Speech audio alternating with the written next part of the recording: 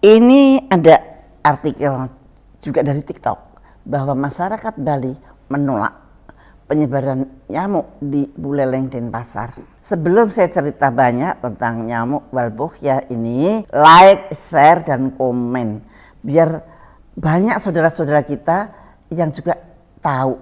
Pada awal sampai pertengahan bulan September, pemerintah Indonesia telah menyebar nyamuk. Nyamuk yang disebar itu ada di Jakarta Barat, di Jawa Tengah, dan di Bandung.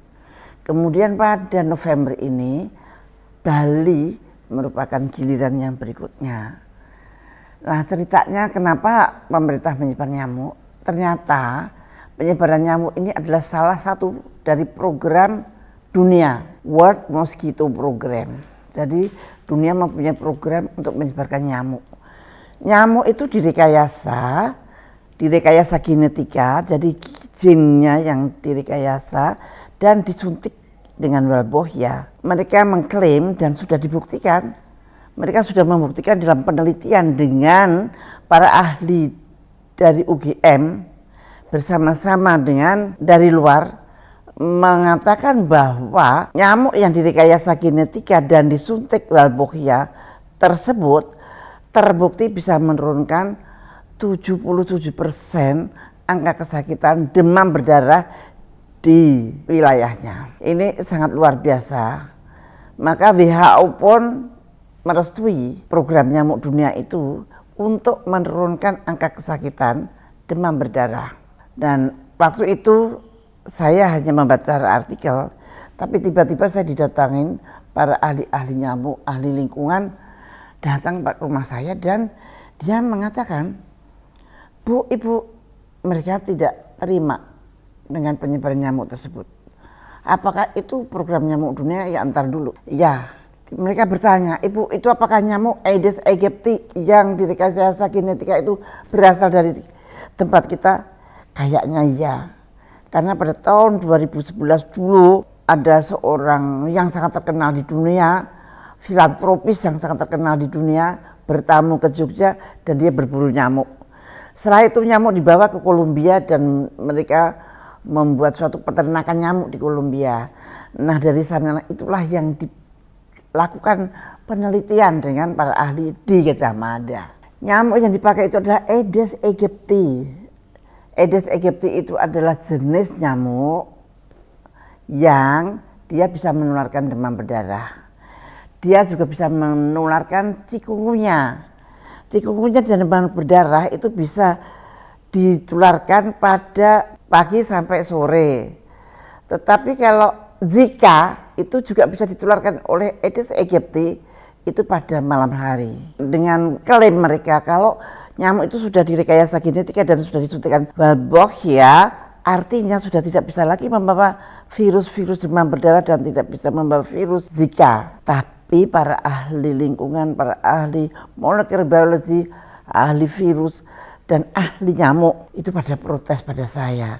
Padahal saya kan sudah bukan menteri, tapi saya selalu menjadi tumpuan protes-protes yang mereka tidak mendapatkan jalan untuk protes. Mereka protes. Ibu, apakah sudah tahu efek jangka panjangnya? Saya jawab belum, karena setiap penelitian dengan nyenggol-nyenggol gene, nyenggol-nyenggol genetik itu errornya tidak bisa kita ketahui sekarang juga. Kita baru bisa tahu antara 2 tahun dan 10 tahun yang akan datang. Kemudian yang ahli ekologi, apakah Anda tahu Ibu bahwa nyamuk itu bagian daripada rantaian ekologi yang sudah berlangsung di dunia ini, dan biasanya Tuhan menciptakan itu seimbang. Kenapa sekarang nyamuk itu akan dimusnahkan dengan cara seperti itu dan direkayasa genetika yang seperti itu? Karena dengan direkayasa genetika dan di Walbochia itu mereka juga mengklaim tidak akan bisa berkembang lagi gitu.